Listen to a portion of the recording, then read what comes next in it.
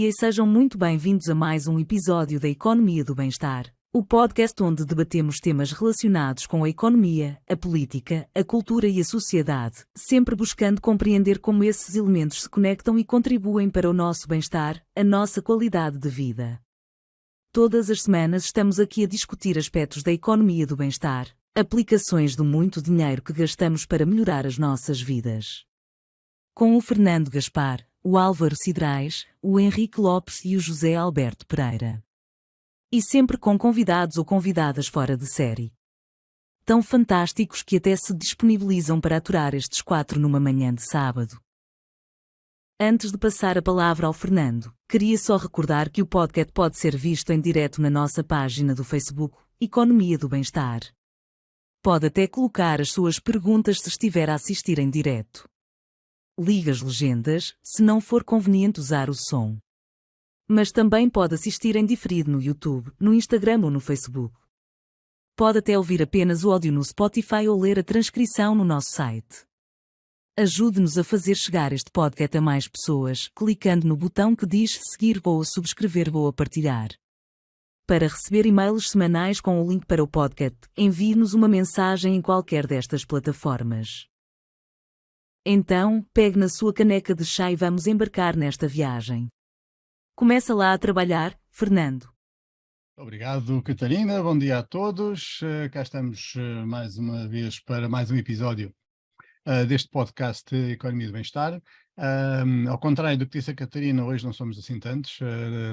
Pelas melhores e pelas piores razões, não temos connosco nem o Henrique Lopes, por motivos de saúde da família, portanto, pelas piores razões. Nem temos connosco o José Alberto Pereira, pelas melhores razões, está na apresentação do livro dele em Coimbra, se não estou em erro. Temos falado pouco do livro dele, temos que falar mais vezes sobre o livro do Poeta Só. Mas temos, em vez deles, para compensar, temos connosco um convidado muito especial, o Zé Carlos Mota, de quem já vou falar, e temos também o Álvaro Cidrais. Bom dia aos dois, bom dia à audiência, obrigado pela vossa presença. E então, o Zé Carlos Mota, que é urbanista, que é professor na Universidade de Aveiro, onde tem já uma carreira muito respeitável, para não lhe chamar velho, vou só dizer que é uma carreira já muito respeitável, e onde tem desenvolvido muitas atividades e muitos projetos que envolvem planeamento urbano, envolvem bicicletas, tudo coisas que dizem que são importantes para o nosso bem-estar. Vamos querer falar com ele sobre isso. Mas eu estava, sinceramente, a preparar este episódio e estava-me a lembrar, planeamento urbano. Eu conheço várias zonas aqui na zona onde vivo, onde claramente primeiro construíram-se montes de casas e depois é que se fez algum planeamento. Quer dizer que o país está diferente, que evoluímos. Estas são construções antigas. As construções que eu estou a falar são construções já com décadas. Portanto, podemos dizer, José Carlos, que o país, nesse aspecto, evoluiu muito? Bem, antes de mais, obrigado e bom dia, Álvaro, bom dia, Fernando, bom dia a quem nos possa estar e que num sábado de manhã não tem mais nada de interessante para fazer do que estar a ouvir-nos nesta conversa. Agradecer o convite. Estive com o Álvaro agora na Aldeia da Luz, há 2 dias, num evento excepcional, que certamente vamos passar por lá também durante esta manhã. E dizer, Fernando, eu concordo, eu acho que tens alguma razão, que há, apesar de tudo, neste nosso território, há alguns benefícios daquilo que foram um conjunto de instrumentos e de políticas ligadas ao ordenamento do território, mas que naturalmente, como toda a política pública, ela muitas vezes demora a surtir efeito, não é? O resultado, a visibilidade de uma transformação de um território não é imediata, ou pelo menos não é imediata no sentido da percepção da melhoria.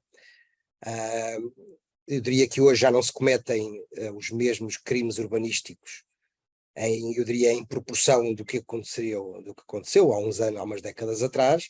Ainda assim, volta e meia surgem relatos de iniciativas e de projetos que contrariam aquilo que era o bom senso urbanístico. Eu já não digo as regras da edificabilidade e do ordenamento do território, mas Agora no Porto há uma grande discussão sobre um prédio que vai ser construído mesmo ao lado da Ponta Rábida, ou que já está a ser construído, cuja volumetria é claramente desajustada, e a localização é desajustada face àquilo que são, eu nem digo os princípios teóricos, mas o bom senso de qualquer cidadão, e portanto há aqui naturalmente ainda algumas histórias que não deveriam ocorrer, mas ainda assim eu acho que também temos que, às vezes temos sempre a tendência, e há bocadinho dizíamos, de criticar, que está tudo mal, e se nós não celebramos os pequenos passos que damos, isto é frustrante, não é? Isto não faz bem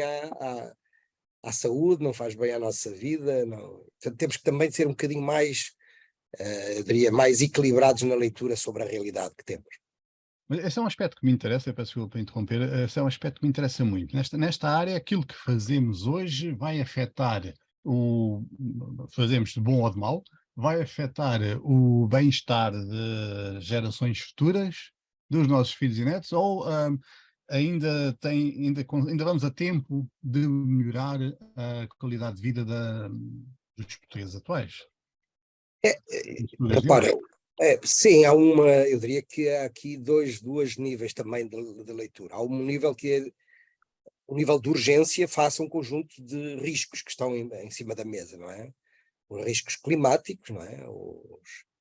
São riscos que já não são possibilidades, nós temos a memória curta.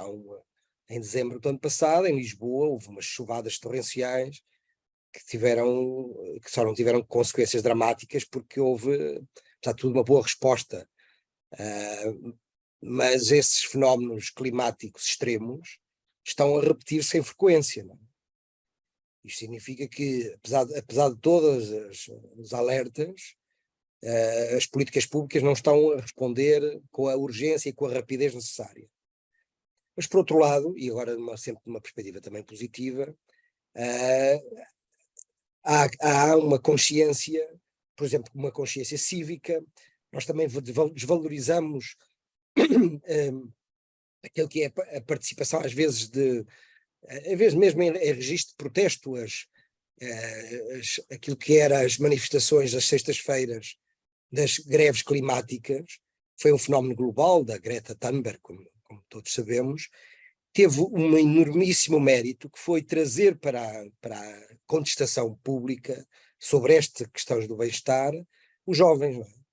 E sabemos que os jovens não são propriamente o grupo mais alerta e mais atento e mais ativo nesta discussão. Portanto, eu acho que nós temos que procurar perceber que há aqui um contexto de necessidade de agir mais rapidamente e, sobretudo, de uma forma mais coerente. O que eu sinto muitas vezes é que os sinais são contraditórios, não é? Tanto falamos na crise climática e na necessidade de corrigir, como de repente a mobilidade urbana em Portugal acentuou o uso do transporte individual. Portanto, quer dizer, como é que é possível? Então, se é claro que a mobilidade e os transportes são um dos fatores que contribui para as emissões de CO2, que contribui para o agravamento daquilo que é o risco da crise, da emergência climática, então o resultado de 10 anos da política pública de investimentos foi que ainda tivemos, o problema ainda se agravou mais, não é? E isso para mim é preocupante, Fernando. É um bocadinho esta contradição, é que eu acho que era... E isto, e o Álvaro, falámos com o Álvaro nestes dias da Aldeia da Luz, o que nós sentimos, e acho que há um consenso muito claro, é que nós deveríamos ter uma capacidade de construir uma agenda mobilizadora, em que as pessoas compreendessem porque é que têm que fazer, qual é o resultado que vai sair daí, e como é que nos unimos, como é que geramos um compromisso relativamente a esse conjunto de mudanças. E que mudanças não são institucionais, são mudanças que tu, Fernando, tens que fazer, que o Álvaro e eu temos que fazer, as nossas famílias, os nossos amigos, etc. Portanto, não é uma mudança para os outros, é uma mudança que tem que começar também por nós. Eu, em relação a isso, fico muitas vezes com a noção de que andamos a defender que devemos mesmo remar contra a maré e que temos mesmo que vamos continuar a remar contra a maré porque a maré humana O ser humano é gregário, o ser humano vai continuar a viver em centros urbanos cada vez maiores, pelos vistos. Ainda não vi como é que isso se pode ser invertido e, portanto, vai continuar a usar meios de transporte pouco amigáveis para o ambiente, mas enfim. Eu queria pegar numa questão que disseste e pedir ao Álvaro para nos explicar, afinal, o que é que foi isso da Aldeia da Luz? Estou a ficar extremamente curioso. Vocês falam da Aldeia da Luz e eu imagino que grande parte da audiência, a maior parte da audiência, ficamos sem saber do que é que estão a falar. Explica lá Então, o que é que quiser. vou começar a explicar um bocadinho e depois o José Carlos também explica o resto, porque pontos de vista diferentes são sempre complementares e interessantes. E, portanto, o que é a Aldeia da Luz?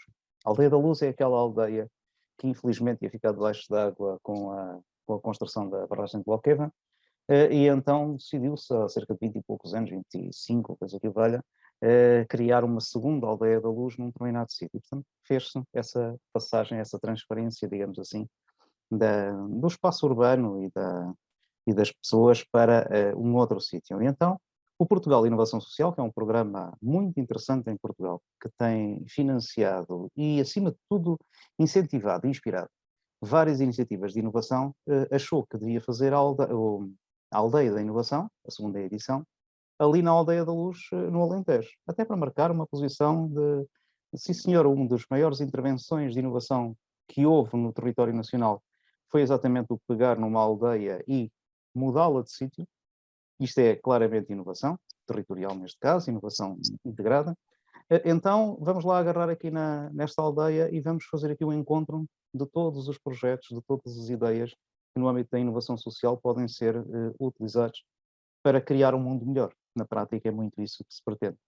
E, portanto, conseguiu durante 2 dias juntar ali todos os idiotas que andam nestas áreas e a construir projetos, a criar ideias, a testar ideias, soluções e por aí fora. Aquilo que se chama, de um certo modo, um ecossistema inovador. E disse-lhes, malta, juntemos aqui, quem possa vir, venha cá, vamos conversar sobre isto. Portanto, foram conferências, foram conversas informais, apresentação de projetos, workshops, toda uma vivência durante 2 dias em torno desta questão da inovação social, e que é muito mais do que inovação social. Eu hoje em dia até costumo dizer é societal e, acima de tudo, socioterritorial, porque tem sempre um impacto muito concreto no território e uma marcada identidade a partir do território. Então tivemos a oportunidade de revermos, de encontrarmos todos aqueles grandes idiotas que andamos de volta destes assuntos.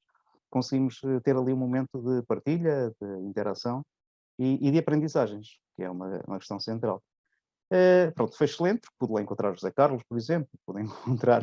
E depois achei piada porque apareceram 2 ministros, ou 3, agora nem eu recordo, 3 secretários de Estado e várias pessoas que, no fundo, demonstram que estão atentas a este tema.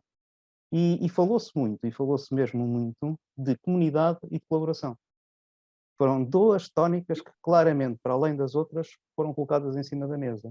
E foi giro ver que estamos todos, entidades privadas, entidades públicas do Estado, organizações civis, todos muito motivados por ajudar a construir um mundo claramente diferente, inovador e positivo, construtivo. Foi essa a sensação que eu tive. Antes de passar ao Zé Carlos, eu queria fazer-te uma pergunta que costumo fazer aos nossos convidados, que é aquela pergunta habitual: o que é que isso interessa para a minha vida? Como é que isso pode melhorar o bem-estar dos portugueses, neste caso? Podes perguntar isso ao Zé Carlos, que eu creio que estás à vontade, porque nós os dois, acho que ainda para mais temos uma visão muito, muito próxima sobre estas questões. Não, mas Álvaro, mas começa tu. Posso começar? Começa tu. Então, epá, como tu sabes, eu defendo que o nosso poder de aprender pode construir uma atitude positiva, otimista e reforçar muito o nosso bem-estar. Dando-te exemplos depois assim concretos. Também sabes, e há bocado o Zé Carlos estava a referir isso, que estamos perante novos desafios grandes, tanto a componente climática como a sustentabilidade, a alimentar, temos falado pouco, mas que é muito importante, e a do envelhecimento. E nós estamos a precisar de reinventar tudo, nomeadamente a forma como pensamos, como sentimos e como encontramos soluções para vários problemas. E, portanto, esta aldeia permitiu falar com discursos diferentes, linguagens diferentes, perspectivas muito diferentes, estas sobre estes temas para perceber como é que em conjunto, efetivamente, podemos criar novas situações, novas soluções e novos serviços, até novas hipóteses de solução de problemas, sempre focados nesta perspectiva de melhorar o nosso bem-estar. Porque ter bem-estar hoje é muito diferente de ter bem-estar há 20 anos, até antes do Covid. Nós hoje estamos a valorizar coisas como, por exemplo, a proximidade relacional, a afetividade, que claramente percebemos que são essenciais, e de saúde, inclusivamente, que são essenciais em função de termos passado pela experiência do Covid. E, portanto, de facto, nós estamos eu dizia, e muita gente gozava comigo, mas eu dizia, isto vai ser muito diferente depois do Covid. Não vai ser logo e de imediato. Mas a consciência que o Covid nos veio trazer leva-nos para, de facto, começarmos a pensar em mudar muita coisa. Portanto, este passo da aldeia da inovação, por exemplo, que é exatamente o depois do Covid, eu penso que foi um dos primeiros passos a mostrar que é possível construir bem-estar com outras lógicas, outras maneiras de pensar a coisa e de forma interligada, interdependente. Eu sublinho tudo o que o Álvaro disse. Acho que esta ideia, eu diria que há uma noção do bem-estar que talvez valesse a pena nós aprofundarmos, que é uma coisa, é a ideia do bem-estar individual, não é? O bem-estar do Fernando, que tem ali com os golfinhos atrás. Repara, a fotografia que ele escolhe representa muito uma certa ideia de desejo, daquilo que o atrai, no fundo, a profundidade, o mar, o oceano, a frescura, não é? E isso representa um conjunto de características que associam ao seu bem-estar, e portanto... Mas há uma outra dimensão de bem-estar, que é o nosso bem-estar coletivo, não é? O bem-estar de nós vivemos em comunidade e, portanto, preocupado não só com a minha interesse individual, mas com o meu bem-estar passa pelos outros também estarem bem, não é? E, portanto, esta ideia de sentido de comunidade e de responsabilidade para com os outros, não é? Que é um bocadinho uma ideia menos egoísta e narcísica para uma ideia mais, eu diria, comunitária, mais societal, não é? Esta ideia de que somos responsáveis pelos outros. Aliás, a comunidade Ubuntu, não é? Que o Rui Marques levou lá e conta, é um bocadinho esse sentido, não é? Nós somos o que o outro é também, portanto, este prolongamento no outro. Eu acho que isto é muito importante. E isso coloca-nos, a todos nós, num sentido de responsabilidade coletiva, que eu diria que é, se calhar, a grande resultado que a Covid, o resultado positivo que a Covid nos deixou. Eu não diria que ela não nos trouxe, mas eu acho que ela acelerou esse sentido. Isso aconteceu em muitas partes do mundo. Em Aveiro criou-se um grupo chamado Vizinhos de Aveiro. Vizinhos de Aveiro foi um grupo criado exatamente para ajudar os vizinhos no período da Covid, e aquilo que foi possível fazer durante aqueles meses, foi absolutamente espantoso. O grupo, em 24 horas, o grupo de Facebook foi criado, teve 8 mil pessoas. 8 mil pessoas em 24 horas. E hoje tem 40 mil pessoas. E o que é que estas pessoas fazem? Estas pessoas fazem aquilo que os vizinhos representam na nossa vida. Ajudam a indicar coisas, às vezes dão sugestões, oferecem coisas, oferecem ajuda. E, portanto, há aqui uma dimensão de bem-estar coletivo que a Covid ou que a pandemia e o confinamento nos ajudou a trazer. Agora, isto não chega, não chega. Portanto, isto não pode ser só... Isto tem um lado quase romântico, não é? Mas depois temos que ir ao fundo da questão, que é, então, e o que é que estruturalmente temos que mudar? Porque isto não pode partir só de nós três ou de um grupo de cidadãos. Isto tem que ter, para que a mudança seja estrutural, isto tem que envolver a administração pública, a política pública, as empresas, as organizações que têm meios, não é? Nós temos os meios muito reduzidos, temos muito boa vontade e capacidade de mobilização, mas não chega. E o Presidente da República, e agora dando um saltinho até à Aldeia da Luz outra vez, chamou a atenção uma coisa muito, muito importante, que na política pública e nas questões participativas e na inovação social acontece, e que nem sempre é adequada, que é a ideia de que nós estamos a fazer qualquer coisa para os outros. Não é? Os outros são os destinatários do nosso esforço. E o Presidente da República chamou a atenção no discurso, eu julgo que isto foi propositado, Ele disse no discurso que enviou para a aldeia da inovação social, disse: os destinatários da inovação social, ou os beneficiários, têm que ser mais do que isso. Têm que ser obreiros. E eu acho que esta palavra, esta frase, é de um enorme simbolismo, porque significa que as pessoas que são os destinatários dos problemas têm que ser os protagonistas também da sua resolução.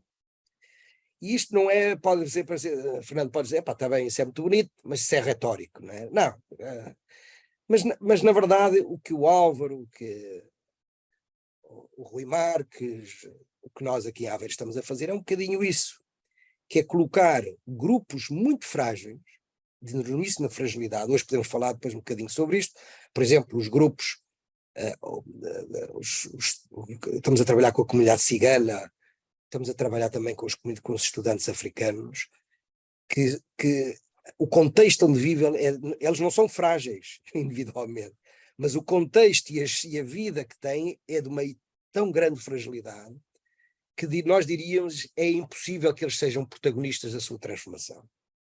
E o que acontece com as práticas colaborativas que temos vindo a utilizar, nomeadamente a ideia dos laboratórios de cidadania, esta mudança pode ser feita. Pronto. E com resultados, há evidências que mostram que, pondo estes cidadãos a identificar as suas dificuldades e a experimentar a mudança da sua condição de vida, e eu sublinho a ideia do experimentar, significa como é que nós podemos testar, nós não temos certezas, não é? Nós vivemos num momento em que se calhar a grande contexto de fragilidade, repete um bocadinho a palavra fragilidade, que nós estamos a viver é que nós não temos respostas fáceis e imediatas para os grandes problemas que temos pela frente. Não há. E, portanto, temos que as experimentar, temos que ir à procura delas, temos que testar as ideias, temos que ver quais são os resultados e depois temos que os ampliar e replicar se eles provarem ser eficazes. Não é? Eu diria que esta, Fernando, para responder um bocadinho à tua questão, é se calhar um dos caminhos de fuga, que é a ideia de que temos enormes desafios e que a mudança que temos que fazer tem que ser experimentada, com pequenas ações que permitam colocar os destinatários como protagonistas dessa transformação.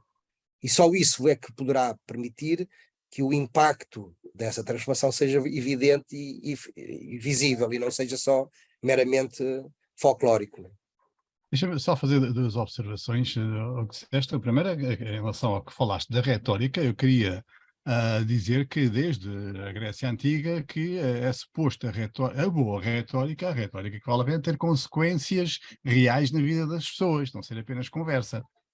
E por isso é importante que haja gente a reunir-se na Aldeia da Luz, lá no Alentejo Profundo, com ministros, a sério, e mensagens do Presidente da República. Isso deixa-me impressionado, realmente acho que fico bem impressionado. Mas depois estive a ouvir as vossas explicações e eu acho que vocês são exatamente o oposto, o extremo oposto dos populistas. E ainda por cima fazem questão de dizer que não têm soluções fáceis. Se não têm soluções fáceis, como é que querem que as pessoas adiram às vossas ideias? É muito mais fácil aderir às ideias. Atenção, nós não queremos que as pessoas... Eu é que sei, eu vou resolver isto tudo. Não, atenção, nós não temos a vontade de que as pessoas adiram às nossas ideias. Aliás, essa é a base estrutural desta questão. E que é, o que nós procuramos ajudar é fazer com que as pessoas evidenciem as ideias de todos. Nós temos a nossa, o outro tem outra, cada um de nós tem as suas ideias, e num conjugar de ideias e de idiotices, consigamos encontrar soluções que são nossas, que geram compromissos, que geram corresponsabilidade e que dão gozo. Algumas dessas experiências concretas de ações que já realizaram, ou que estão em curso. Era isso que eu ia pedir ao José Carlos, que ele falou numa coisa que é muito interessante e tem sido uma das formas mais importantes de aprendizagem coletiva em Portugal, que são os laboratórios de cidadania. Ele tem feito, com estas coisas da vizinhança e da cidadania, ele tem feito ali coisas muito interessantes. Diria no Norte. Do modo geral, a área de influência é mais no Norte do que não é só Aveiro. E, portanto, temos aí excelentes exemplos. E depois têm estado na dinamização de processos participativos com várias autarquias, processos de vizinhança mais formais, mais informais. E, portanto, há muitas experiências e eu ia pedir exatamente ao Zé Carlos que nos falasse de alguma delas, assim, mais exemplificativa. Pois, Jeff, não sei se conhecem eu julgo que é um investigador e um empreendedor na área da inovação social chamado Jeff Mulgan. Este Jeff Mulgan é um ativista também da causa da inovação social, e com o Diogo Vasconcelos, aí há uns 13 anos atrás, o Diogo Vasconcelos era também uma referência nacional neste âmbito, e eles desenharam um documento, um manifesto chamado Fixing the Future. Esta ideia de que o futuro, isto foi há 13 anos atrás, o futuro era algo que tinha que ser concertado, portanto tinha que haver aqui uma agenda concertada até nos dois sentidos, concertada no sentido da concertação e concertar no sentido da correção de um conjunto de problemas que já se anteviam, crise climática, as questões migratórias, etc., o envelhecimento da população. E este Geoff Mulgan, agora há uma semana, 15 dias atrás, voltou a fazer um texto muito interessante em que ele fala das várias crises, né? As crises que nós falamos, a crise climática, a crise digital, a crise demográfica, da integração migrante, etc., dos vários refugiados. Mas ele acrescenta uma outra crise muito importante, que é a crise da imaginação. Nós hoje estamos a viver um problema grave, que é a nossa incapacidade de sonhar para além daquilo que conhecemos. E mais grave ainda, ou mais preocupante ainda, que esta ideia de que não há alternativa. Não é? Como se isto fosse, este rumo que estamos a viver é uma fatalidade e, portanto, temos que E isto é... Vamos a Tina. Exatamente, a Tina. E, portanto, o que porque é que esta introdução é útil? É porque o que, na verdade, fazemos nestes processos é um trabalho de construção de uma certa imaginação coletiva e que ela parte de dois lados. Um lado que é o lado da criação de espaços de escuta para as comunidades, para os cidadãos, de escuta, uma coisa tão simples e tão rara de ser feita. Escutar o que é que o cidadão tem para nos contar, e todos os cidadãos têm uma história incrível de vida para nos contar. E nem sempre são histórias de superação, brutais, não, histórias de vida, histórias de dificuldade, talvez em alguns casos foram superadas, noutras de inquietações, de receios, mas sobretudo de desejos. Portanto, esta é uma parte da construção da escuta. E outra é da imaginação coletiva, é aquilo que também nós devemos trazer, que é perceber que há futuros possíveis e futuros improváveis a que todos temos direitos, mas se nós não os ilustrarmos, não falarmos sobre eles, não os dermos a conhecer, nós não vamos sonhar com eles, porque eu não vou sonhar com algo que nunca visualizei ou nunca sequer coloquei como hipótese. E, portanto, os laboratórios de cidadania que temos feito, e com comunidades sempre mais desafiantes, tem sido uma enorme riqueza. Eu vou dar 3 ou 4 histórias rápidas para perceberem. Uma delas com a comunidade cigana da Maia, do bairro da Anta. Uma comunidade cigana que vive numa freguesia, Castelo da Maia, e que vive por trás de 5 casas de habitação social, há mais de 20 anos, por trás de um polidesportivo, portanto escondidas atrás de um muro. E nós fomos desafiados pela Câmara da Maia, num concurso que ganhámos, e que, para trabalhar este laboratório de cidadania com esta comunidade. A comunidade cigana e os ciganos são o grupo social mais excluído que temos em Portugal. Sem dúvida, não há nenhum que se compare pelo estigma que é associado, pela pobreza dramática de 94% da sua população, dos baixíssimos níveis de escolaridade, dos problemas gravíssimos de saúde associados. É um grupo que acumula tudo que são problemas graves e estruturais, de empregabilidade, etc. E o desafio era um bocadinho, num trabalho absolutamente notável que a Câmara da Maia já estava a fazer, num projeto chamado Maia Inclui, e que passou, por exemplo, pela construção e pelo reequipamento de um pequeno um edifício polivalente, que eram os balneários deste polidesportivo, e onde foram feitas várias atividades. Mas a nossa entrada, atividades para as comunidades, para os membros dessa comunidade. A nossa atividade era pôr os membros da comunidade a falar e a contar as suas histórias. E o que aconteceu foi um processo gradual, lento, de ganho de confiança, de criação de laços de empatia e depois de capacidade de mobilizar. E houve 3 pequenos projetos que emergiram deste laboratório de cidadania. Um deles tinha a ver com a limpeza. E com a limpeza do bairro. O bairro tinha tanto lixo que se acumulava à porta das casas, nas traseiras, na imediação, mas lixo como vocês não imaginam, quase um... E a primeira batalha que os próprios membros da comunidade identificaram foi a necessidade de o limpar. Então combinámos, ao fim de muitas semanas de trabalho, portanto isto não foi uma coisa imediata, limpar o lixo, e num sábado de manhã, como hoje, Álvaro, em vez de irmos para aqui para o Zoom, fomos para a Maia, e quando chegámos lá, sabem qual foi que aconteceu? O lixo já estava todo levantado. E nós íamos àquele bairro todas as segundas-feiras. Então nós passámos a ser chamados pelos membros da comunidade como os senhores da segunda-feira. Então e nós ficámos assim, o que é que se passou? Então vamos lá separar o lixo. Mas ficámos intrigados, porque era suposto ir... E no final do dia perguntámos aos colegas da Câmara, então o que é que se passou? E eles disseram assim, olha, eles quiseram fazer-vos uma surpresa. Quiseram fazer uma surpresa aos senhores de segunda-feira. Então limparam o lixo na véspera.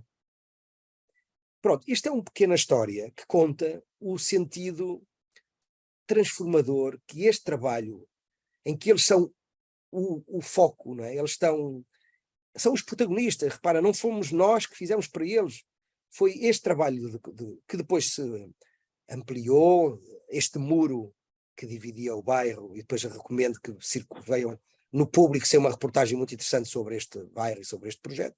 O muro estava todo destruído, com pinturas e sujo, e o muro foi uma outra ação que fizemos, um projeto da pintura e da ilustração do muro. O desenho foi construído com os moradores, aprovado pelos moradores, e depois foi pintado com os moradores, e aconteceu a mesma coisa. Foi dada uma demão e nós chegámos lá, ou íamos supostamente fazer a segunda demão no outro dia, porque não foi possível fazer tudo na mesma altura, tivemos a informação de que os moradores fizeram o resto sozinho. E depois na pintura final, colorida, que resultou de uma forma muito, simbolicamente muito poderosa, todos os membros da comunidade participaram na pintura. Crianças, jovens, todos disputavam a trincha e o pincel, todos queriam pintar um pouco. Não? E no final de toda esta história houve uma senhora, a Dona Rosa, que veio ter connosco e disse, numa das conversas que tivemos, sabem, nós gostámos muito de vos ter por cá. Então, mas porquê, Dona Rosa? Qual foi a razão? É que, sabem, nós não somos bichos, nós somos gente. Somos gente. É Fernando e Álvaro, e este é um bocadinho as histórias que estão por trás deste tipo de laboratórios. Isto não são processos de participativos, de fazer post-its, não. Isto são histórias de envolvimento profundo, que naturalmente trabalha numa dimensão mais, eu diria, exterior, mais tática, mas que também identifica ações estruturais que estão a ser pensadas. Mas é este trabalho de enormíssima cumplicidade e corresponsabilização, e da qual nos sentimos, às vezes, até mal, porque o projeto, entretanto, terminou e a fase seguinte ainda não arrancou, e nós sentimos em dívida. E eu acho que é um bocadinho tem que ser essa nossa missão, que é sentir-nos em dívida relativamente àqueles que hoje estão a passar por enormíssimas dificuldades e que precisam do nosso apoio. E às vezes o nosso apoio não é nada de extraordinário, é esta capacidade, por um lado, de lhes dar voz, e depois de ajudar a construir pequenas ações, a sua transformação, porque eles, com isto, percebem que o futuro vai ser diferente do que aqueles que eles tinham imaginado. Então, E, portanto, é essa a nossa missão. Deixa-me aqui Espera, fazer só um bocadinho, Álvaro. Antes de passarmos à frente, queria só pedir-vos o seguinte: um de vocês dois, ou os dois, expliquem, por favor, à audiência, isto é algo que foi importante, melhorou o bem-estar daquelas pessoas, só daquelas pessoas. Ou é importante para a comunidade como um todo, ou beneficia o resto da população. Essa é uma questão para mim é muito querida. Quando estamos Carlos, queres a avançar com essa resposta? estamos a eliminar ou a reduzir as formas de discriminação, quando estamos a aumentar a inclusividade, quando estamos a trazer para a sociedade quem está marginalizado, quem é que ganha com isso? Ganhamos todos. Cujo bem-estar aumenta? São as pessoas que beneficiam diretamente? Ou de que forma é que ganhamos todos? Ganhamos Álvaro, avança tu com a leitura. Ganhamos todos por muitas razões. A primeira é que estes processos são tremendamente transformadores para quem está neles, nomeadamente para nós próprios, que nos envolvemos nestes processos. Temos aprendido, aliás, eu costumo dizer constantemente em vários sítios, e o Zé Carlos sente o mesmo, e muitos outros que fazem isto sentem o mesmo, que nós é que somos uns privilegiados, porque aquilo que aprendemos com estas até soluções que encontramos, novos recursos que encontramos nestes processos é de uma riqueza extraordinária. E, portanto, isto dando a ideia só para nós que nos envolvemos neste processo. E quando eu digo nós, estou a falar deste gajo que aqui está à tua frente, o Zé Carlos está ali, os N miúdos que se envolvem normalmente nestes processos e outros técnicos de desenvolvimento local e de intervenção comunitária que estão envolvidos neste processo, que ganham todo um know-how verdadeiramente impressionante para o futuro.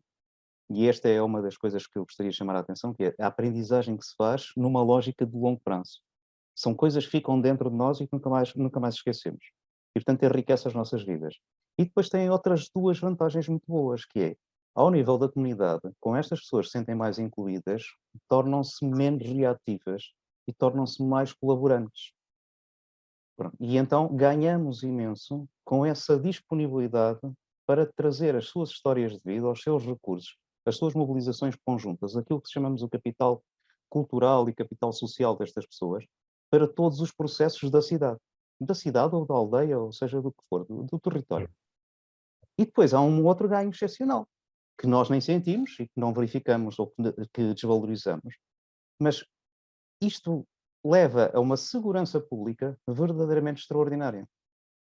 Porque a tendência para reduzir a disponibilidade para determinado tipo de crimes, para determinado tipo de relações menos positivas e por aí fora, é muitíssimo grande.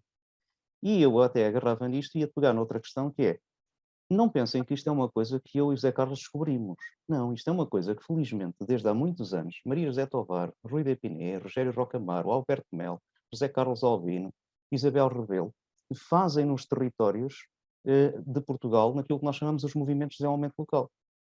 Nomeadamente em torno de uma entidade que é a ANIMAR, a Associação de Associações de Desenvolvimento Local, que tem feito uma agregação durante 30 anos muito interessante de muitos processos destes. Portanto, o que nós agora conseguimos fazer também é com a experiência internacional, do conhecimento internacional destes temas e a experiência local destas práticas e que nós vivenciamos em determinados contextos, nós estamos hoje em dia a conseguir criar ligações que inclusivamente explicam porque é que Portugal é um país tão seguro. Porque Portugal é um país muito seguro, nomeadamente em meio urbano, porque este tipo de intervenções tem vindo a ser feito há cerca de 25 anos. Olha, tanto, por exemplo, Lisboa, Porto e ali na margem sul, Barreiro, Moita. A iniciativa Bairros Críticos, que a Maria João Freitas era capaz de cá estar, que é uma das principais promotoras. A iniciativa Bairros Críticos, que fez a intervenção no Val da Amoreira, e uma intervenção experimental. Val da Amoreira, Cova da Moura e, agora não me recordo, no Porto, do nome do bairro.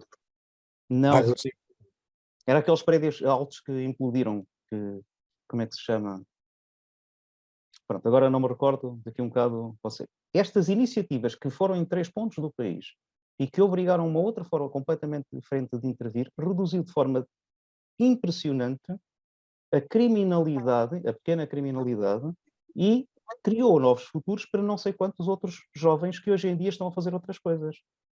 Aquele puto que joga basquete hoje nos Estados Unidos é fruto da intervenção que foi feita no território. Um conjunto de bandas no Val da Amoreira, um conjunto de bandas que existem no Val da Amoreira, foram fruto da intervenção e bandas de blues, de rock e de outros estilos musicais que existem, foi fruto desta intervenção. Assim como na Cova da Moura, e fruto da intervenção, por exemplo, do Moinho da Juventude, há uma transformação muito significativa das pessoas e da vida de várias pessoas que, felizmente, nós conhecemos na primeira pessoa. Olhem, exemplo, a Academia do Johnson. A Academia do Johnson. O Johnson, eu conheci-o, tinha 16 e até aos 18 anos jogava contra mim, no futsal, porque a Liv, da Academia do Moinho da Juventude, aliás, na Academia do Moinho da Juventude, viu que a única forma de agarrar alguns putos era através do futsal, e então criou uma equipa de futsal. E o Johnson, que depois pagou na cadeia as asneiras que fez naquele período, e algumas até foi acusado, mas foram, claro, fruto da sensação de injustiça e de racismo que efetivamente se exerce sobre estes miúdos, o Johnson, uma vez saído daquele espaço, e porque teve a iniciativa de vários críticos a acolhê-lo com muita naturalidade no período pós-cadeia, levou a que ele construísse a sua própria ideia da academia, que era a academia de construção de novos cidadãos, de putos capazes de vencer na vida em vez de levarem o caminho dele. E, portanto, isto são aquelas coisas invisíveis que efetivamente resultam numa segurança imensa e numa educação imensa das gerações seguintes. Espera, tu estás a dizer coisas extraordinárias que te vão meter em problemas, de certeza. Tu estás a dizer que combater o crime não se faz com mais polícia e mais meios para a polícia? Estás a dizer que estas iniciativas como aquela que o Zé Carlos Mota falou, não são apenas o pegarem no dinheiro dos impostos de quem trabalha e usá-lo para beneficiar quem não quer trabalhar? Que coisas é que estás a dizer? Não estou Estou a a ficar dizer isso preocupado tudo. contigo. Estou a dizer isso tudo. E são evidências. Eventualmente não mediatizadas, mas são evidências claras, nós sabemos que são. Mas eu acho que isto que o Álvaro está a dizer é muito importante. Alguém dizia que quando as pessoas não têm expectativas, não têm futuro, não têm nada a perder, não é? Quando as pessoas não têm futuro, não lhes traz nada. Portanto, qualquer tentação os pode levar para o pior caminho possível. E, portanto, esta preocupação de nós, e temos o projeto de Bairros Saudáveis foi uma iniciativa absolutamente notável na linha do BIP-ZIP, que é esta ideia de pegarem em 50 mil euros, 30 mil euros, e ajudar a capacitar e a mobilizar comunidades que, por alguma razão, têm um problema complexo entre mãos e que, de uma forma colaborativa, o vão ensaiar. E esta questão do ensaio é muito, muito importante, porque nós somos o país onde se gastou não sei quantos milhões ou 1.000 milhões de euros de fundos, muitas vezes para fazer obra e fazer projetos cujo impacto é muito difícil de avaliar e às vezes muito longe do desejado, porque parece-me que muitas vezes ensaiamos pouco, experimentamos pouco, temos demasiadas certezas naquilo que são os resultados do que esperamos que venham a ter estas. E, portanto, se fôssemos mais comedidos, mais humildes, poderíamos eventualmente ser muito mais eficazes. O que não custa dinheiro, ser humilde e experimentar, poupa-se dinheiro, não é? Portanto, agora, esta questão eu não queria colocar aqui a questão da intervenção em grupos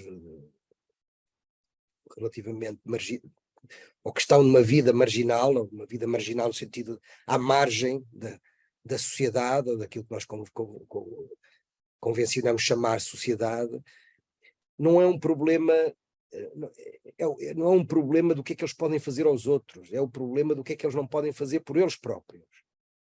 É o problema da sua saúde. E o problema da sua saúde é mau para todos, é mau para eles, é mau para a sociedade, porque estamos a falar de jovens que vão ter problemas, já estão a ter problemas de saúde oral, saúde ligada à obesidade infantil, que sabemos que Portugal é um dos países onde o nível de excesso de peso e obesidade infantil é maior na Europa e é maior sobretudo nas camadas mais pobres, é um problema sobretudo desse grupo. É mau para a escolaridade e para a sua não escolaridade e, portanto, o facto de eles fugirem ou não terem a percepção da importância da educação e, portanto, não perceberem a utilidade da educação, isso é algo que tem que ser trabalhado. E estes jovens com quem nós trabalhamos perceberam que, e estamos a falar de jovens com 20, 21 anos, que não sabem, que sabem ler muito mal, ou não sabem ler mesmo, e não sabem escrever. Isso impede-os de várias coisas. Impede-os, por exemplo, de não poderem concorrer a nenhum emprego público, não poderem tirar a carta, e, naturalmente, eles já hoje percebem com isso, a utilidade de regressar à escola, ou a utilidade de continuar na escola. E a terceira dimensão, que é a importância do emprego. Muitos destes jovens, e o Johnson, a Academia do Johnson, estavas a falar, são jovens que não têm a porta aberta do mercado de trabalho. O mercado de trabalho já é-lhes vedado. Ou pela cor, ou pela raça, ou pela sua condição de pobreza. São jovens que não encontram nenhuma oportunidade. E ao não encontrar nenhuma oportunidade, é muito simples.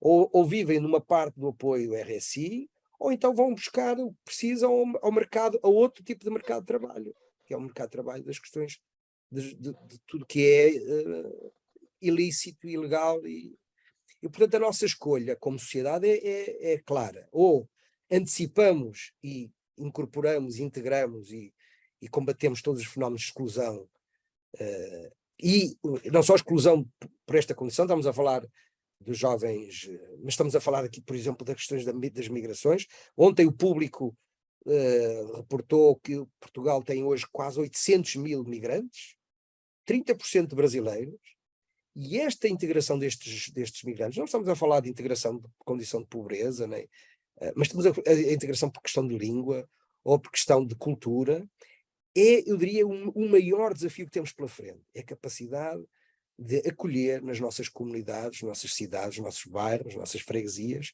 estes novos cidadãos que são de uma enormíssima utilidade, porque são trabalhadores, porque pagam impostos, porque têm filhos, porque nos trazem crianças para as escolas, mas sobretudo porque escolheram o nosso país.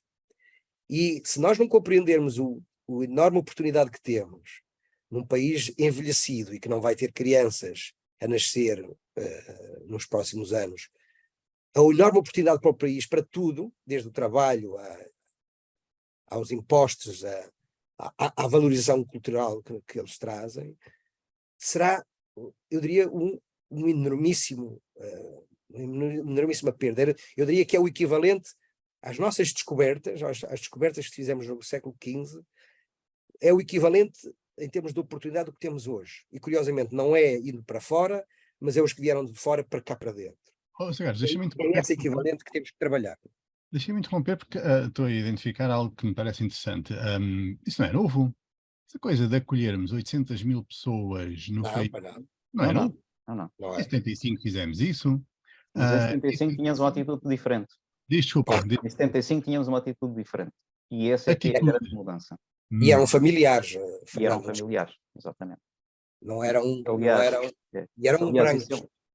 É um tema que eu, por acaso, gostava de... Não eram brancos. Foi a primeira vez que passámos a ter multirraças e multirreligiões no país. Exatamente. Portugal era o país de 99,9% brancos, católicos e que ouviam fado. Estou a exagerar, sei. Sim, não, mas atenção. Começámos a ter alguma diversidade. Mas o segundo aspecto, Álvaro, antes de... Sei que estás aflito para dizer qualquer coisa, mas o segundo aspecto... 800 mil, a sério, isso é o problema. Olhem para a Alemanha, olhem para o resto da Europa que tem refugiados aos milhões e nós estamos preocupados com 800 mil. Eu não estou preocupado. Eu confesso que não estou preocupado. Ou antes, tenho uma dose de preocupação e depois uma dose de não preocupação. Porquê? Porque isto, olha, quando andei a estudar geografia, e uma das coisas que se estuda em geografia humana, é exatamente as migrações, uma das coisas que se percebeu e que se percebe em quem estuda isto, é que os países que atraem imigrantes são normalmente aqueles que se desenvolvem mais. Porque o poder de empreendedorismo, de construção, a vontade de construção destas pessoas é realmente muito grande. Eles são capazes de assumir o risco de ir para sítios que não conhecem lá de nada. Conseguem ter alguns amigos e tal, e arriscam. E querem é construir família, construir vida positiva. Portanto, acolher imigrantes, e se reparares na história mesmo assim, todos os países que acolheram muitos imigrantes, olha para os Estados Unidos, que é um exemplo muito recente e muito fácil, desenvolveram-se de forma extraordinária à custa de acolher imigrantes. Portanto, a questão da imigração é muitas vezes um falso problema, porque acolher bem imigrantes é o melhor que pode existir. ganhamos imensa inteligência, e nós fizemos isso antes dos descobrimentos. Os descobrimentos ocorrem em Portugal porque nós tivemos a inteligência de acolher com naturalidade, simplicidade e gosto judeus islâmicos, malta vinda do norte da Europa, e conjugá-los em cidades como Lisboa, como Sines, como Almada, se quiseres, na altura também era um ponto de encontro destas pessoas. E foi todo o saber destas pessoas é que construiu uma sociedade extremamente criativa, extremamente interligada e capaz de lançar os descobrimentos. Portanto, esta história da imigração, do ponto de vista do país de acolhimento, se o país for inteligente, e naquela altura foram inteligentes, é uma grande vantagem. De arranjar problemas a dizer essas coisas, é só o que eu tenho para te dizer. Vai. Eu sei, mas eu já passei uma vida a arranjar problemas nestas questões por afirmar isto, portanto já estou treinado, já ganhei resiliência. Mas este desafio que o Álvaro está a dizer é muito importante. Nós tivemos agora julgo que estamos a aproximar-nos do fim, uma história rápida sobre um laboratório de cidadania que fizemos com a comunidade africana em Aveiro, com os estudantes africanos. Eu não sei se as pessoas que nos vão ouvir têm a noção do que é o que é chegar, imaginem, a uma universidade e chegar a uma sala de aula e entrar na sala de aula a meio do semestre, porque os vistos para a entrada no país só chegaram tarde, não falar exatamente a mesma português que o português da sala de aula, portanto não perceber muito bem o que o professor diz, porque ele fala no português rápido, ter medo de falar, porque pode dizer uma conjugação do verbo que não porque ele seja menos inteligente, mas porque ele não fala só uma língua, fala 3 línguas. Ele fala o português, ele fala o crioulo em casa, com a família, e fala o crioulo com os amigos.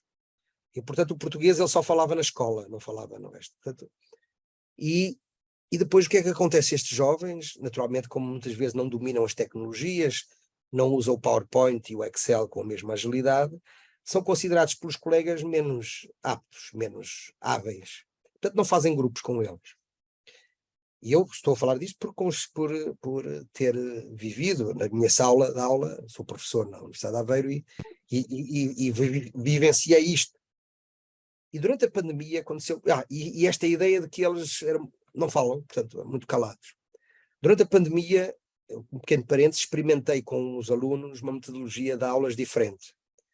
Em vez de dar as aulas para 60 alunos online, criei grupos de 4 e falava com cada um deles 20 minutos. A aula era dada previamente, eles tinham que preparar a aula e vinham falar comigo sobre a aula. Não era eu que dava a aula era dada. E um dos grupos eram só africanos. Houve uma transformação tremenda neste grupo só africanos. Porquê? Pela primeira vez, durante 12 aulas, eles tiveram que falar durante 20 minutos.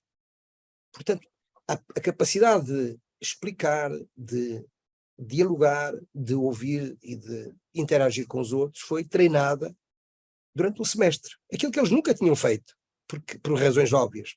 Fechando parênteses, só para dizer qual é a consequência deste isolamento, estes jovens, durante a sua vida académica, não fazem um amigo português. Um amigo. Percebem? Não é fazer, não é... Muitas vezes estes amigos, nem sequer, ou estes colegas, nem sequer o cumprimento normal, às montas, precisa de alguma coisa, não. É uma vida paralela. Portanto, o que significa que é a não inclusão académica, transforma-se numa exclusão social, uma exclusão cultural, porque não partilham com ninguém aquilo que são, nem aquilo de onde vêm, e depois uma exclusão no acesso ao mercado de trabalho. Por várias razões, e muitos deles porque eles não conseguem concluir os seus cursos e, portanto, porque precisam de pagar a sua estadia em Aveiro. Pronto, só para dizer o quê? O que nós fizemos enquanto laboratório foi dar-lhes o espaço e o lugar para que eles identificassem os problemas e experimentassem as suas soluções de integração, que foram desde o apoio ao estudo, o acolhimento aos seus pares, a trabalhar o desporto, a cultura e a gastronomia como forma de integração no fundo, dar-lhes espaço para que crescessem como cidadãos.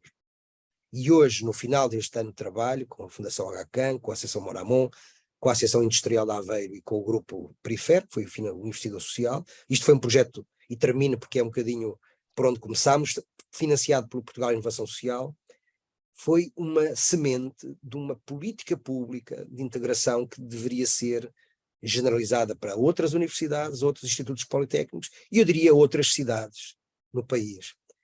E isto é importante porque Odmira é hoje o grande foco da atração de população migrante, o que significa que são 30% da população, 30%. Em média em Portugal são 7 a 8%, em Odmira são 30%. E isto é decisivo não só para territórios como Odmira, mas para outros do interior, que no futuro se prevêem que venham a perder 30% a 50% da população.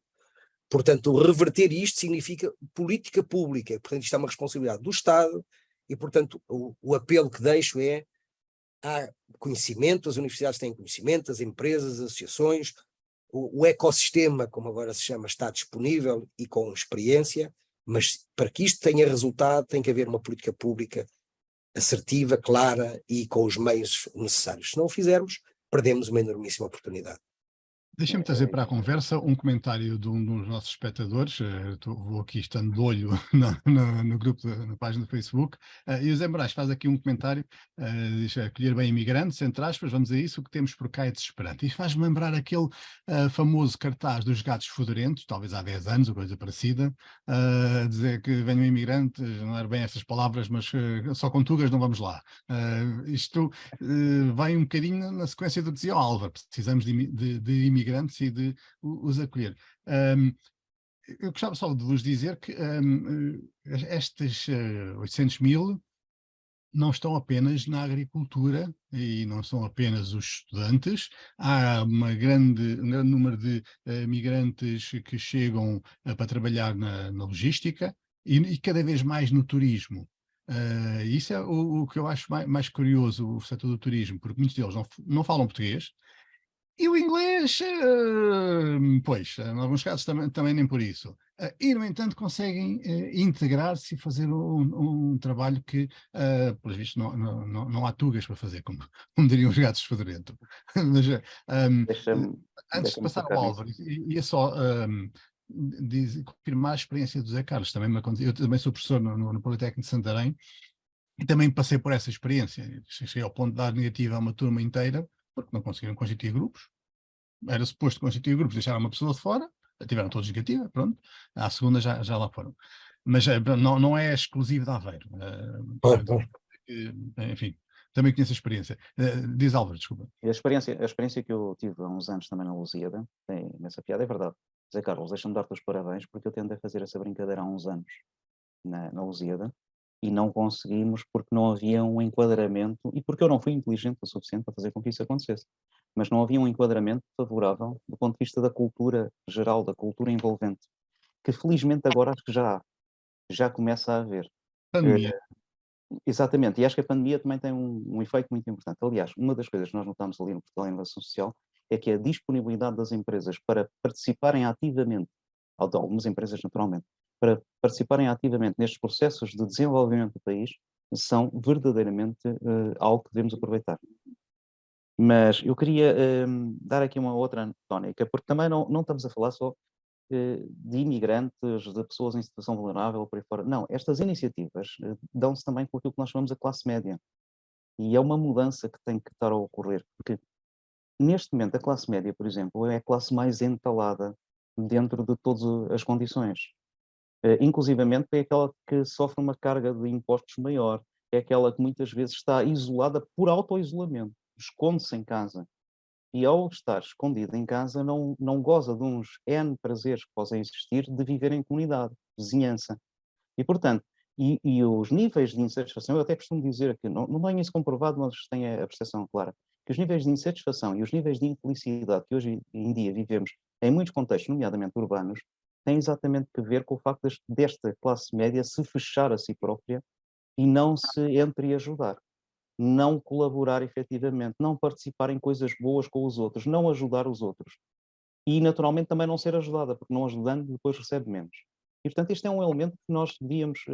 Então deixa-me pegar nisso, Álvaro, até porque temos que fechar. Então, deixa-me pegar nisso e colocava-vos como questão final, digamos assim, colocava-vos esta questão: como é que se escala isto? Como é que se escalam estas boas experiências que vocês falam dos laboratórios? Como é que se envolve mais gente, de preferência da classe média, nomeadamente, que concordo contigo, é a que está mais entalada, em vários sentidos.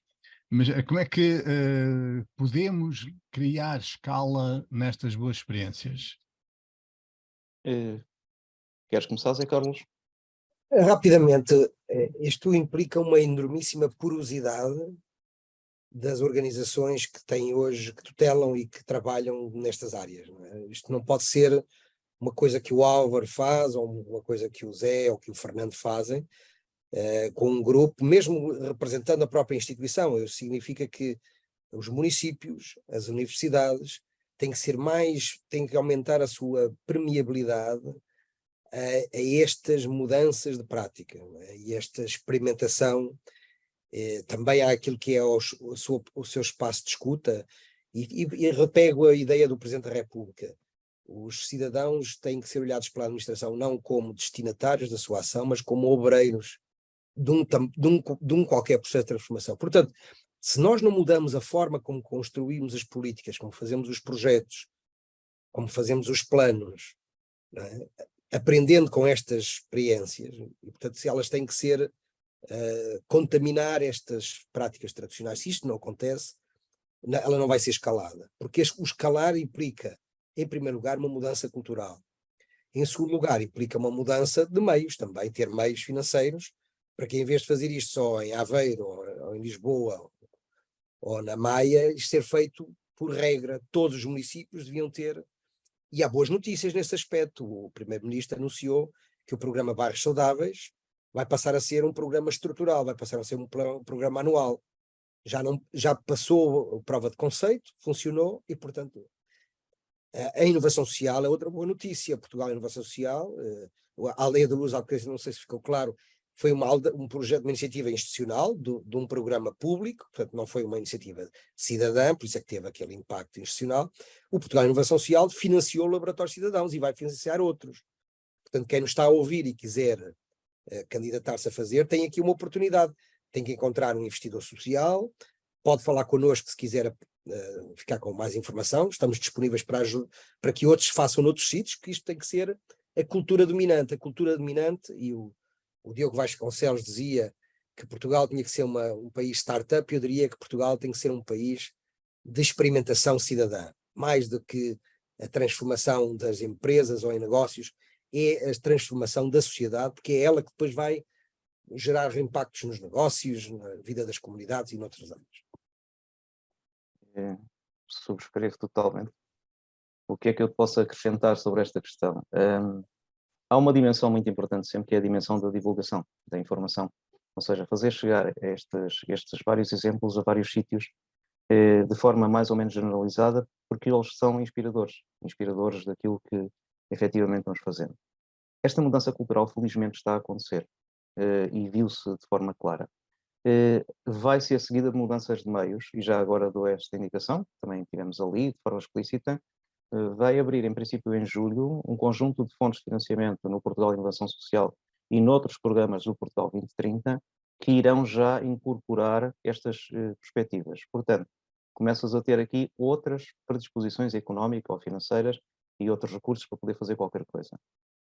É preciso manter aquilo que se tem feito e dar-lhe mais divulgação. Não é preciso muito mais do que isso. E depois, vou-te dar aqui um exemplo que acho que é muito interessante. Ontem, por exemplo, foi aqui em Lisboa, a Câmara Municipal está a criar a Carta do Desenvolvimento Local, coisa que não existia, a partir do IPSI. E a culpa disso é do José Ferreira e, naturalmente, da Filipa Roseta. E ontem a Filipa lá esteve mais uma vez, num dos momentos de participação que eles promovem, para se conversar, neste caso, sobre as questões urbanísticas. Que indicadores urbanísticos? E tivemos uma conversa perfeitamente aberta, com cerca de 70 pessoas, em que se trabalharam estas questões, mas se deu mais um pequeno passo. Portanto, isto é uma coisa que já está a começar a acontecer. Vais para o Odmira e falas com o Hélder Guerreiro, falas com a Telma Guerreiro, vais para a CCDR Alentejo, vais para a CCDR Centro e encontras estas dimensões de facto a funcionarem e a querer-se pegar nisto para que isto possa ter outra perspectiva, outra força para conseguirmos fazer. E o que é que está a faltar neste momento? Está a faltar isto que o José Carlos tinha dito, esta cultura dominante.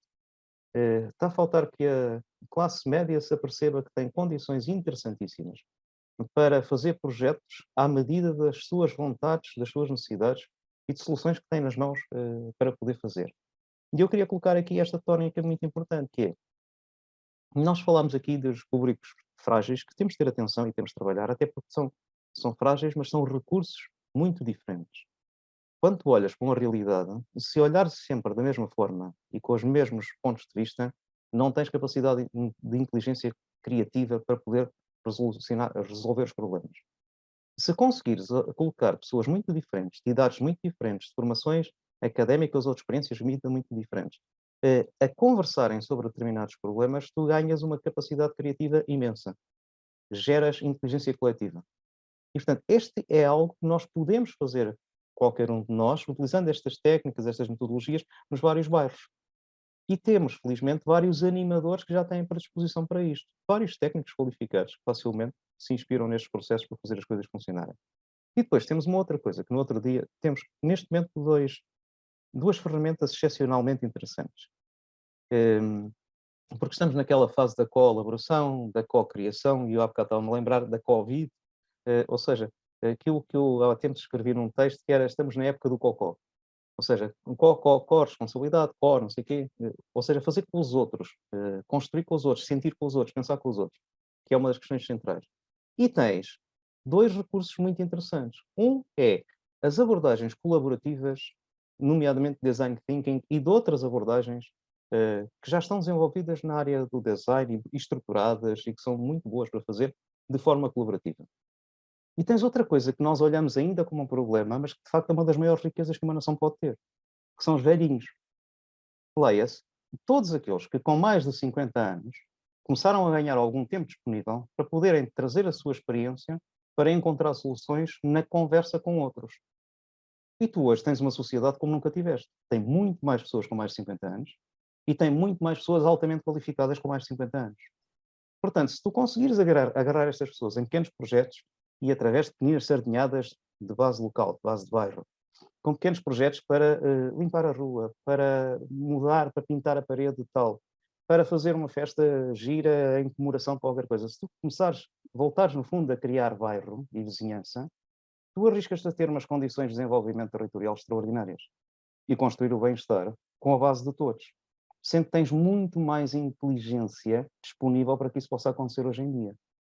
E, portanto, eu diria que nós estamos num período muito interessante, e basta esta questão desta mudança cultural que está a ocorrer, começar a ser uma cultura dominante, para tu fazeres saltos extraordinários naquilo que é a tua condição de bem-estar hoje em dia nas cidades.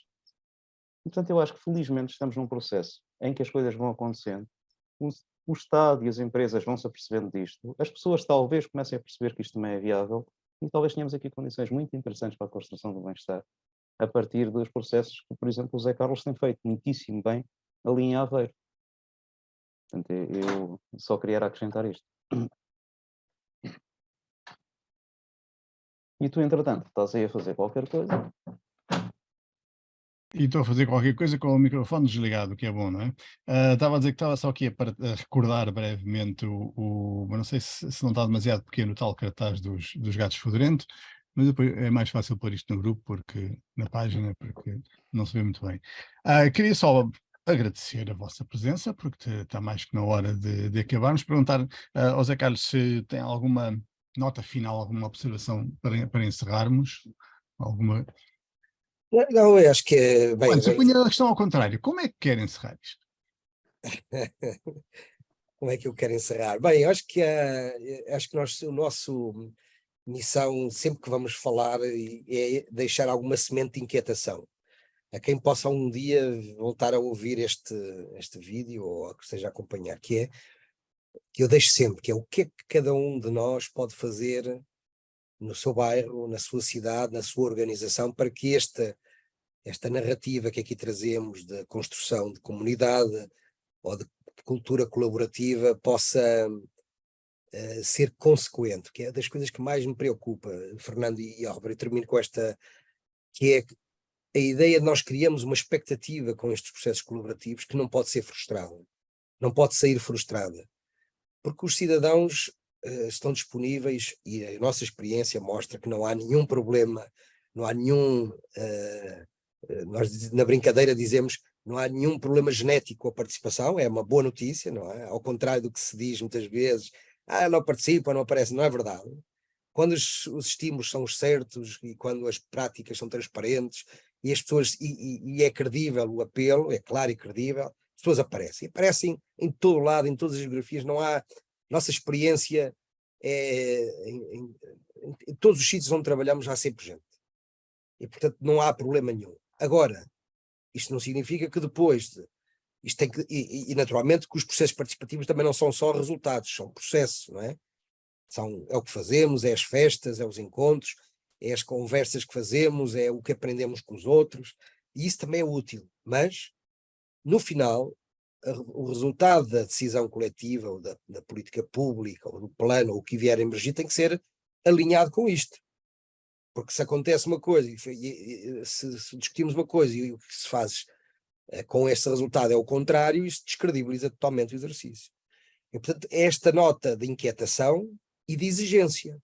Nós temos que ser muito exigentes com a qualidade da participação. Hoje não falámos muito sobre isso, mas a qualidade da participação é hoje um aspecto absolutamente crítico. Nós temos que avaliar e temos que perceber de que forma o que é que aprendemos com ela, o que é que nos mudou individualmente, nas organizações, na relação com os outros, nos decisores, nos técnicos, no fundo na nossa cultura de sociedade. E isso é algo que tem que ficar colocado na agenda, eu diria, numa segunda geração de práticas participativas que provavelmente está a surgir a partir de agora, a partir desta maturidade que conseguimos obter.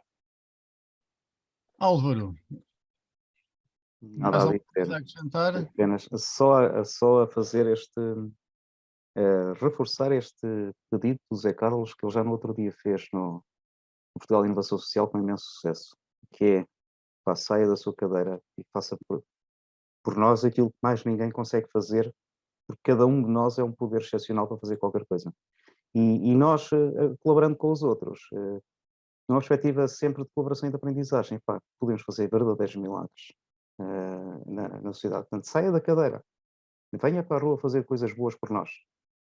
Ok, eu tomo eu aceito esse fecho, saia da cadeira. Eu acho que começaste bem e depois complicaste tudo. Não pode ser. O que eu ia dizer é que assim não vamos lá, porque vocês não conseguem combater, nós não conseguimos combater ideias populistas, sempre soluções simples e definitivas e tal, com estas complicações que tivemos aqui a falar.